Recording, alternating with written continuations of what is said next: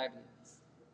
नमस्कार विद्यार्थियों, राजकीय कन्या महाविद्यालय सवाई माधोपुर के बीए भाग द्वितीय वर्ष प्रथम प्रश्न पत्र हिंदी साहित्य रीतिकालीन काव्यधारा की कक्षा में आप सभी का बहुत स्वागत है। आज की कक्षा में हम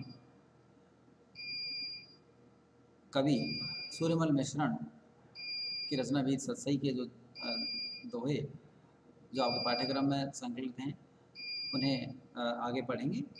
छंद संख्या 14 देखिए। सहनी सबरी हूँ सखी दो उर उल्टी दाह, दूध लजाणो पूत सम बलय लजाणी ना। वीर भावों से उत्प्रेरित यह रचना जो है इसमें आप देखेंगे पहले कुछ जो कठिन शब्द है उनके अर्थ आप देख लीजिए। यहाँ जो कठिन शब्द के तौर पर सबसे पहला ये इसमें छंद है सहनी। छंद में सहनी का मतलब सहन करना और दाह का मतलब जलाना होता ही है, नाह पति। तो इस छंद में कवि सूर्यमल मिश्रण ने एक ऐसी वीरांगना की मनोव्यथा है उसका वर्णन किया है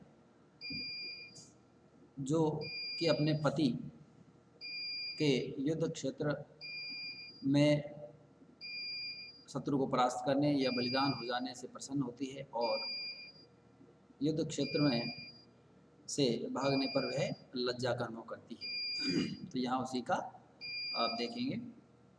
देखिए, सहनी सब हूँ ही सब सबरी हूँ सखी, हे सखी अन्य सब बातें जो है मुझे स्वीकार है। सहनी मतलब स्वीकार होना, सहन कर सकती हूँ, लेकिन ऐसी दो बातें हैं जो मुझे स्वीकार नहीं है। क्या? दो और उल्टी दाह, दो ऐसी बातें हैं जो मेरे हृदय को उल्टी जलाती हैं।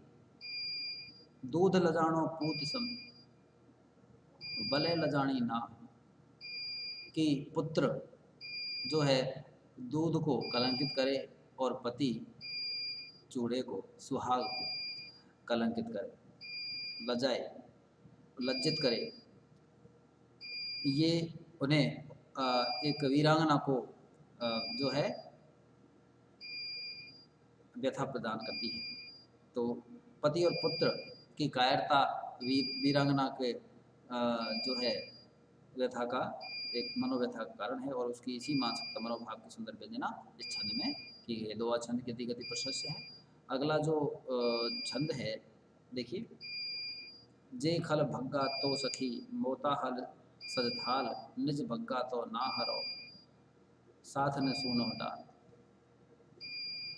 इसमें भी ऐसे ही वीरांगना स्त्री की जो मनोस्थिति उसका चित्रण किया है कि जिसका पति युद्ध में अपने शत्रु से युद्ध करने गया हुआ है और वहाँ की भग्गा यानी भाग गए, मोताहल मोतियों का थाल, और टाल, टाल का मतलब छोड़ना, जाने देना।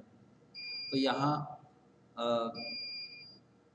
एक सखी जो है अपनी सखी से कहती है कि युद्ध क्षेत्र में शत्रु भाग गए, जे खल भग्गा तो सखी मोता हल सच थाल, कि युद्ध क्षेत्र में यदि मेरे पति ने शत्रुओं को परास्त कर दिया, भगा दिया, तो मैं मोतियों का थाल सजाकर उनकी आरती उतारूंगी। निज बग्गा, निज बग्गा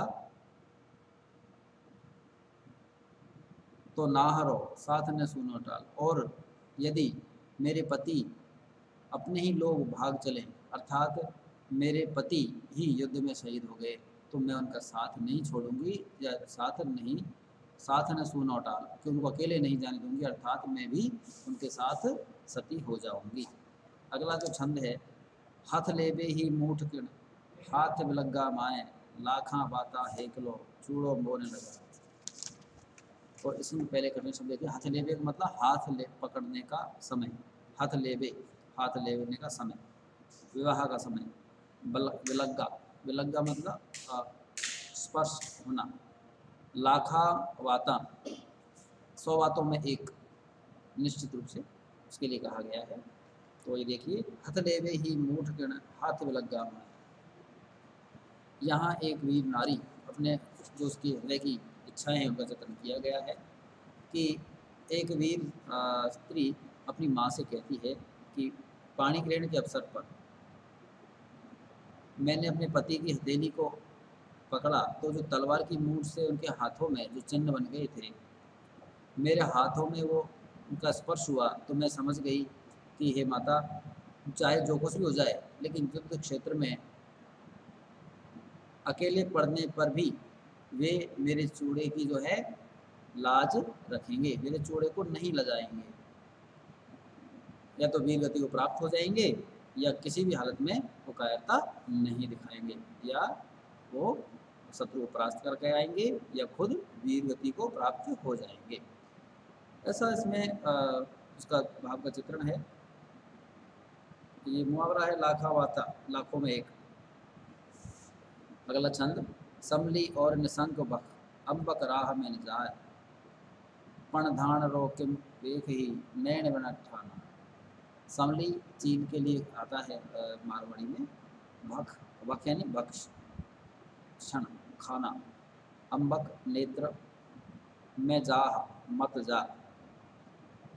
धान, धान पत्नी के लिए। पेखही, पेखही मत देखना। वणट्ठा, वणट्ठा नष्ट हो जाए, उस पर नष्ट हो जाने पर। यहाँ भी कवि सूर्यमल मिश्रण ने छंद में भी एक वीर भाव, वीरांगना के जो भाव हैं मन के, उनका चित्रण यहाँ पर किया है।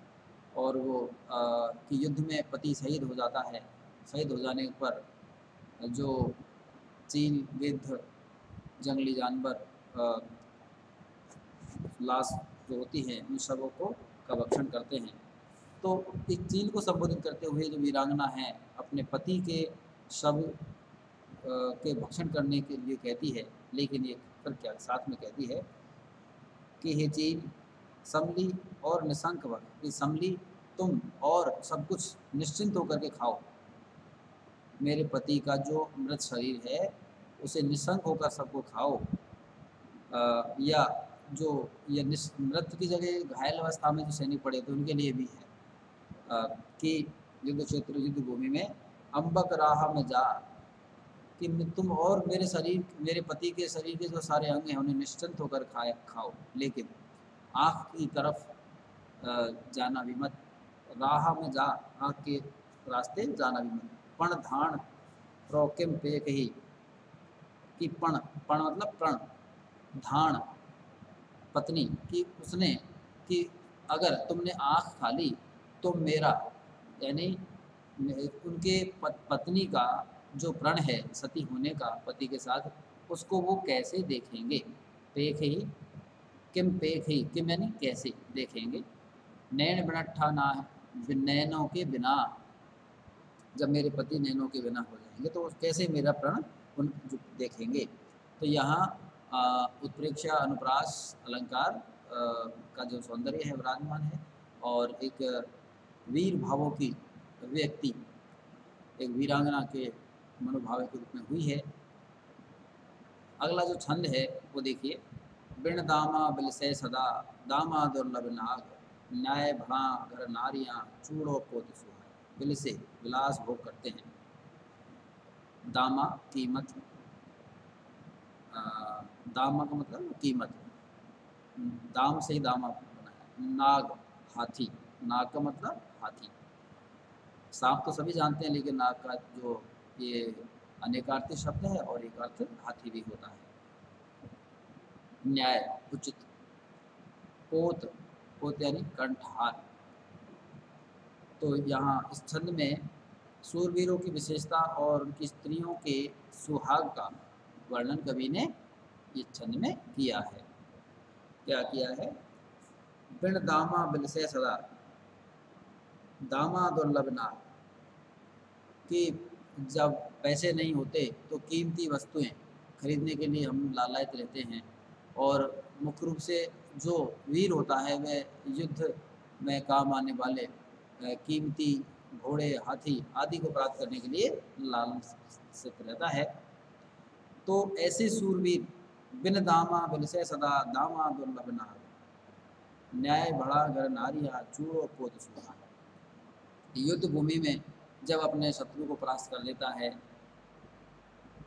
तो उन्हें जो दुर्लभ हाथी होते हैं, घोड़े होते हैं, वो उन्हें वो दुर्लभ हाथी और घोड़े मिल जाते हैं, तो उनके घरों में कंठहार, गजमुक्ता, हाथी के दांत और उनसे बने हुए आभूषण, ये सब स्त्रियों के, वीरांगनाओं के सुहाग चिन्ह हैं, तो उचित ही हैं, उन्हें मिल जाते हैं। लाटन प्रास काबिले के जो अलंकार है उसका यहाँ पर सुंदर प्रयोग किया गया है। इसमें मूल जो बात है वो ये है कि युद्ध भूमि में शत्रुओं से छीनकर लाए गए हाथी, घोड़े और उनके कारण जो किसी वीर के परिवार को सभी प्रकार से सम्मान मिलता है, तो उसी की अभिव्यंजना हुई है। अगला छंद, काय कलाली छल कियो सेज गुमावण रंग। काय कलाली छल कियो सेज गुमावण रंग, फूल द्वारे छाकियो चीते चौगुण जंग। कठिन शब्द देखिए इसमें क्या है। काय, तो काय का मतलब यहाँ पर काया, क्या, सॉरी, क्या, क्या, काय क्या, कलाली, कलाली जो शराब परोसने वाली, उसके लिए कहा गया है। और गुमावण, गुमावण मतलब घुमाने वाला, खोने वाला। दोबारे, तो दोबारा होता ही है। छाकियो, जो शराब पीकर छकना, तृप्त होना, उसके लिए आया है। चीतई, चीते मतलब चिंतन करना, स्मरण करना। इस छंद में कवि सूर्यमल मिश्रण ने वीर नारी के स्वगत कथन का चित्रण किया है। और वीर नारी अपने मन में काला लिन को लक्ष्य करके कहती है कि हे काला लिन, तुमने क्या छल किया कि मेरी जो प्रतिसैया की जो सेज थी उसका आनंद ही नष्ट हो गया। अर्थात वह पति, उनका जो पति है, पति देव तो तेरी बढ़िया शराब से, यानी तुमने जो शराब परोसी मेरे पति देव को, उसको पी करके वो मस्त हो गए और युद्ध का स्मरण करने लग गए, और मेरा जो उनके साथ रति क्रीड़ा का आनंद है वह से सही से सैया जो साजन के संग मैंने के लिए सजाई थी, उसका जो है रंग फीका पड़ गया। अर्थात शराब पीकर पति युद्ध की चिंता में स्मरण करने में लग गए। तो ये विषम अलंकार है। और वीर रस की अभिव्यक्ति है। कहने का मतलब ये है कि वीरों को चित्रण किया गया है कि वीर शराब पीने के बाद भी वीरों को मस्ती के स्थान पर, रति के स्थान पर युद्ध का ही स्मरण होता है। अगला छंद, भड़ घोड़ा महंगा थिया एकड़ झाट उड़ंत, भड़ घोड़ा रा भामणा जेठ जुड़ी जय कंठ। भड़ का मतलब योद्धा, और घोड़ा आप जानते ही हो, महंगा सब जानते हो, थिया, थिया जो है, थिया का मतलब हो गया। झाट, झाट का मतलब मुठभेड़ करना, आपसी मुठभेड़ और प्रहार। उड़ंत, उड़ंत यानी होते ही। भामणा, भामणा यानी बलिहारी, जाना। जेठ, जहाँ। जुड़ी जय, जुड़ गए। एक बार की मुठभेड़ में सुभट, सुभट और घोड़े महंगे हो गए। एक बार की ही मुठभेड़ में जो योद्धा और घोड़े महंगे हो गए। भड़ घोड़ा महंगा किया, तो वे एकड़ झाट पड़न, झाट यानी मुठभेड़ में, एक बार की मुठभेड़ में ही योद्धा और घोड़े महंगे हो गए। भड़ घोड़ा रा भामना, क्यों महंगे हो गए? क्योंकि वो स्त्री कहती कि मेरे पति वहाँ पर जा बढ़े, मेरे पति युद्ध कर रहे थे, तो वहाँ लोग घोड़े और योद्धाओं की बलिहारी लेने लगे। यानी वो जैसे ही वहाँ उन्होंने युद्ध किया तो जो सामने घोड़े और जो भी योद्धा थे उन पर सवार, उन सबको उन्होंने क्या कर दिया? परास्त कर दिया, और सभी के प्राण हो गए। इसलिए वो क्या हो गए? महंगे हो गए। यानी मेरे पति का युद्ध में लड़ते ही घोड़े और योद्धा समाप्त हो गए, उनकी कमी पड़ गई। जेठ जुड़ी जय कंठ, जेठ, जेठ का मतलब जैसे बताया आपको जहाँ, कि मेरे पति जहाँ भी युद्ध में जा कर के भिड़ने लगे, मुठभेड़ करने लगे, वहाँ घोड़े और योद्धा महंगे हो गए। इसका कहने का मतलब ये है कि उनके पति युद्ध में उतरते शत्रु पर आतंक छा जाता है और श्रेष्ठ घोड़े पराक्रम वीरों को एकत्र होने लग जाते हैं, और यही उसका चित्रण है। ये इसका जो चित्रण है एक अतिशयोक्ति अलंकार की दृष्टि से हम देख सकते हैं। अनुप्रास अलंकार तो उसमें है, दोहा छंद है, और इस तरह से ये जो व्यंजना शब्द शक्ति है उसका चित्रण किया गया है। मैं आज की कक्षा में हम इतना ही पढ़ेंगे, और अगली कक्षा जो होगी उसमें हम आगे के जो छंद हैं उनका अध्ययन करेंगे। तब तक के लिए आप इस चैनल को देखते रहिए। धन्यवाद।